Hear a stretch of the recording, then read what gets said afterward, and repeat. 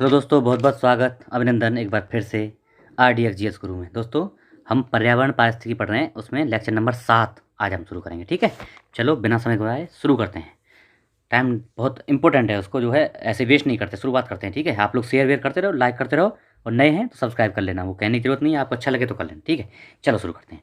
निम्नलिखित में से कौन एक सर्वाधिक भंगुर पारिस्थितिक तंत्र है, मतलब सबसे जल्दी खराब हो जाने वाला या खराब टूट जाने वाला। भंगुर मतलब टूटने वाला होता है ना। वैश्विक तापन द्वारा सबसे पहले प्रभावित होने वाला कौन सा है इनमें से? तो कौन सा है सबसे पहले? आर्कटिक और ग्रीनलैंड हिमचादर, मतलब बर्फ जो है सबसे भंगुर पारिस्थितिक तंत्र होता है। ये ऑप्शन सही है। चलो, वैज्ञानिक दृष्टिकोण यह है कि विश्व तापमान पूर्ण औद्योगिक स्तर से 2 डिग्री सेंटीग्रेड से अधिक नहीं बढ़ना चाहिए। यदि विश्व तापमान औद्योगिक स्तर से 3 डिग्री सेंटीग्रेड बढ़ जाता है तो उसका संभावित असर क्या होगा, बताओ। देखो, पहला है स्थलीय जीवमंडल पर नेट कार्बन स्रोत की ओर प्रवृत्त होगा। पहला सही है क्या? नहीं है? बताओ बताओ। यस, बिल्कुल सही है। जीवमंडल एक नेट कार्बन स्रोत की ओर प्रवृत्त हो जाएगा, सही है। विस्तृत प्रवाल मर्त्यता घटित होगी, ये सही है, ये भी सही है। प्रवाल मरने लगेंगे, गर्मी हो जाएगी तो। सभी भूमंडलीय आर्द्रभूमि, सभी सभी देखो, सभी भूमंडलीय आर्द्रभूमि स्थायी रूप से लुप्त हो जाएंगी। सभी नहीं होंगी भाई, कुछ हो सकती हैं, सभी नहीं होंगी, इसलिए सभी लगा दिया गलत है। अनाजों की खेती विश्व में कहीं भी नहीं होगी, कहीं भी नहीं होगी। देखो, ऐसे वर्णों को पकड़ना है, ये वर्ड जो है दिखाते हैं कहीं भी। हाँ, खेती कम हो जाएगी, बहुत जगह ख़त्म हो जाएगी, लेकिन कहीं ना कहीं जहाँ जब गर्मी होकर बर्फ़ पिघल जाएगी वहाँ खेत निकल आएंगे नहीं, तो वहाँ तो होगी। इसलिए 1 और 2 सही है, ओनली 1 एंड 2 सही है। ठीक है, ऐसे वर्ड को पकड़ना है। निम्नलिखित में से कौन सा पिछली शताब्दी में पृथ्वी के औसत तापमान में वृद्धि प्रदर्शित करता है? तो कौन सा, कितनी पिछले कितनी हुई है? तो 0.08 इंपॉर्टेंट है। 0.08 डिग्री सेंटीग्रेड की वृद्धि अब तक हो चुकी है। सी, ठीक है, पिछली शताब्दी में। यदि किसी महासागर का पादप प्लवक किसी कारण से पूर्णतया नष्ट हो जाए तो इसका क्या प्रभाव पड़ेगा? मतलब क्या प्रभाव पड़ेगा इसका, तो बताओ। कार्बन सिंक के रूप में महासागर का प्रतिकूल प्रभाव। कार्बन सिंक कहाँ से करेगा जब पादप ही नहीं रहेंगे? तो सही है, एकदम सही है पहला। दूसरा, महासागर की खाद्य श्रृंखला प्रतिकूल प्रभाव पड़ेगा, बिल्कुल राइट है।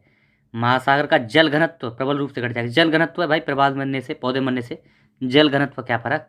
उसमें तो जो साल्ट होता है उसको आगे पीछे होने से फ़र्क पड़ता है ना, गर्मी बढ़ने से फ़र्क पड़ेगा। ठीक है, तो इसलिए 1 और 2 सही है, ऑप्शन ए इज करेक्ट। ठीक है, चलो। निम्नलिखित में से किस देश में दुनिया में कार्बन नेगेटिव, किस देश को दुनिया में कार्बन नेगेटिव के रूप में जाना जाता है? मतलब कौन सा देश कार्बन नेगेटिव है? तो भूटान एकमात्र देश है जिसे कार्बन नेगेटिव जाना जाता है। Okay, C option. मानव की कौन सी क्रिया जलवायु में सर्वाधिक प्रभावित होती है? इनमें से कौन सी क्रिया सबसे ज़्यादा, इनमें से कौन सबसे ज़्यादा प्रभावित होगी जलवायु परिवर्तन से? तो कृषि होगी भैया, सबसे ज़्यादा प्रभावित क्या होगा? कृषि होगा। ठीक है, ऑप्शन डी इज करेक्ट, कृषि। चलो, निम्नलिखित में से कौन जलवायु जलवायु परिवर्तन के खगोलीय सिद्धांतों से संबंधित नहीं है? इनमें से कौन सा नहीं है? तो देखो, पृथ्वी की कक्षा की उत्केंद्रता में अंडाकार कक्षीय मार्ग है, ये तो है। पृथ्वी की घूर्णन अक्षीय की तिर्यकता, ये भी है। इसका झुकाव जो है वो भी है ना, वो है। पृथ्वी अयन यानी विषुव, पृथ्वी यानी विषुव अयन यानी उपसौर अपसौर जो होते हैं पृथ्वी के, वो भी है, वो है, बिल्कुल है। सौर विकिरणित ऊर्जा यानी सौर विकिरण, सौर विकिरण नहीं है। देखो, जलवायु परिवर्तन के लिए खगोलीय सिद्धांतों से संबंधित सौर विकिरण से कोई मतलब नहीं है। डी ऑप्शन सही है। ठीक है, डी। चलो, निम्नलिखित में से किसने सुझाया था कि पृथ्वी का धुरी पर अवस्था बदलना जलवायु परिवर्तन के लिए कारक है? तो मिलुटिन मिलानकोविच, इंपॉर्टेंट है। देखो, मिलानकोविच ने जलवायु परिवर्तन संबंधित सिद्धांत दिए, उसमें इसने कुछ बताए थे। ये ऊपर वाले जो बात अभी ऑप्शन में थे ना, वही बताए। पृथ्वी की लंबी अवधि की कक्षीय स्थिति इसमें प्रभाव डालती है। पृथ्वी की कक्षा की उत्केंद्रता इसमें प्रभाव डालती है।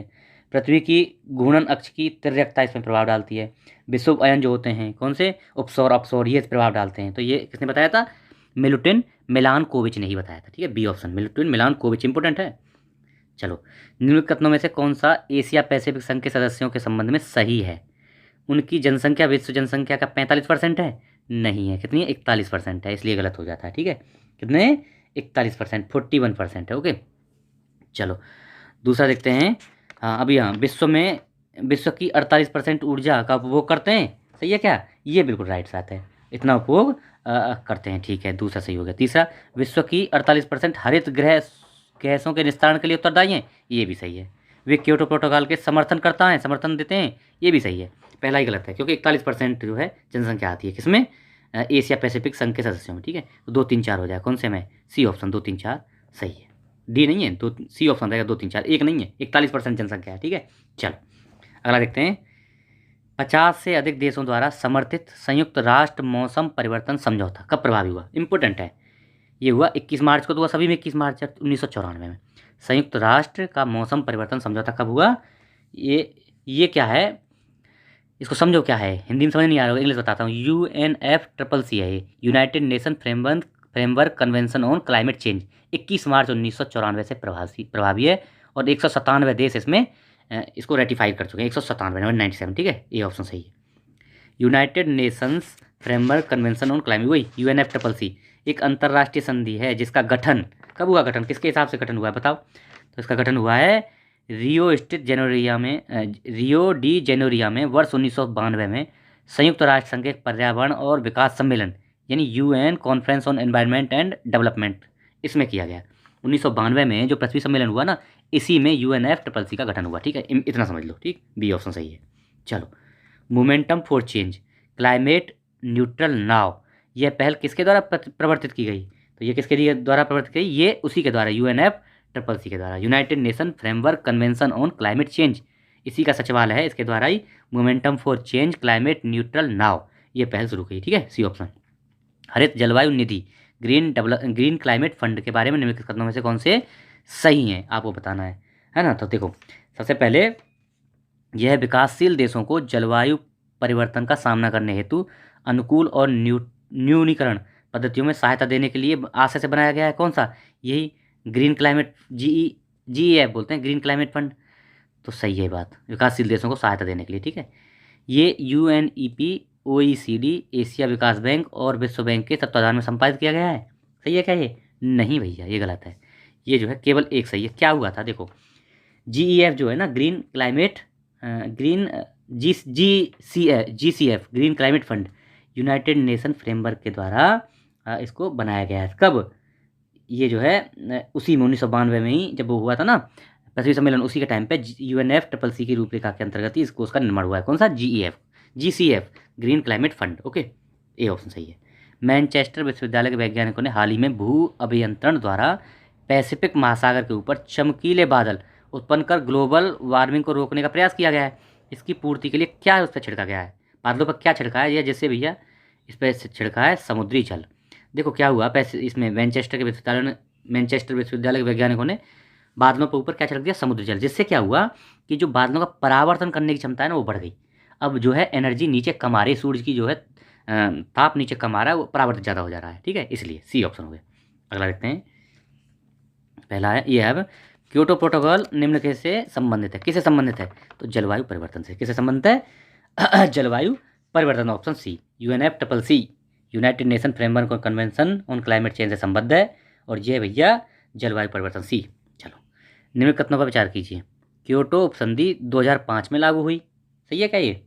चलो देखते हैं, बिल्कुल राइट है, 16 फरवरी 2005 को। इसलिए 16 फरवरी को क्या मनाते हैं, कौन सा दिवस? आप बताओ, जलवायु कुछ मनाते हैं हम 16 फरवरी को, बताना। क्योटो संधि मुख्यतः ओजोन परत की क्षीणता से संबंध है, अभी बताया ना, ओजोन परत की क्षीणता से नहीं है ये क्योटो प्रोटोकॉल, ये संबंधित है किससे? जलवायु परिवर्तन से। तीसरा देखते हैं, मीथेन कार्बन डाइऑक्साइड की तुलना में ग्रीन हाउस गैस के रूप में अधिक हानिकारक है। देखो ये सही है। देखो मीथेन जो है वायुमंडल में कम मात्रा में है कार्बन डाइऑक्साइड से, लेकिन खतरनाक ज़्यादा है पर्यावरण के लिए, ठीक है, तो इसलिए 3 भी सही है। और ये क्योटो प्रोटोकॉल भैया ओजोन परत के लिए नहीं है, ये है किसके लिए? जलवायु परिवर्तन के लिए, इसलिए 1 और 3 सही है, बी ऑप्शन सही है, ठीक है, ऑप्शन बी इज करेक्ट। अगला, मानव गतिविधियों को प्रत्यक्ष एवं अप्रत्यक्ष आलम्बन प्रदान करने में उत्पन्न ग्रीन हाउस गैसों की कुल मात्रा को कहते हैं, क्या बोलते हैं? कार्बन फुटप्रिंट, कार्बन पदचिन्ह, क्या बोलते हैं?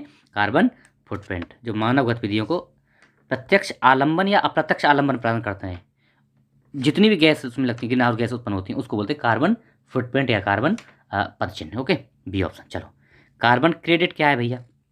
अब देखते हैं इसके बारे में। कार्बन क्रेडिट के संबंध में निम्नलिखित कथनों में से कौन से सही पूछा है? तो कौन से हैं? कार्बन क्रेडिट प्रणाली क्योटो प्रोटोकॉल के संयोजन में प्रस्तुत की गई। कार्बन क्रेडिट उन देशों का समूह है जो प्रदत्त की जाती हैं जो ग्रीन हाउस गैसों का उत्सर्जन घटाकर उसे उत्सर्जन अभ्यंश के नीचे ला चुके हैं, ऐसा है क्या? चलो देखते हैं। कार्बन क्रेडिट का लक्ष्य कार्बन डाइऑक्साइड उत्सर्जन में हो रही वृद्धि को अंकुश लगाना है। कार्बन क्रेडिट का क्रय विक्रय संयुक्त राष्ट्र पर्यावरण कार्यक्रम के द्वारा समय समय पर निर्धारित मूल्यों के आधार पर किया जाता है। क्या पूछा है इसमें?